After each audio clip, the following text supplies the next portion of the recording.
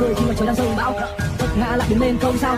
Ước mơ đã xây đắp còn dang dở nên ta vẫn cứ đi vì tuổi trẻ còn đang thở. Tuổi trẻ đời người có bao nhiêu, chỉ có 20 năm lấy đâu ra mà nhiều. Vì cuộc đời ta sống chẳng đầy đủ và luôn thiếu, phải tự lập từ bé vì chẳng được ai nuông chiều. Ta đi để ta là ai trong cuộc đời, không có thắng hay thua cũng chỉ là trong cuộc chơi. Không phải hát nghe chỉ muốn người ta thuộc lời để biết mình lớn rồi nên là bạn không thuộc tôi. Thiếu thuộc Hà Nội buồn đâu đã còn chẳng ta, trên ta vẫn cứ dậy dù có mưa hay nắng hạn. Giữa trời đông giá rét hai đâu cũng có băng tan và bất kể ngày đêm đừng nghĩ đến hay chẳng.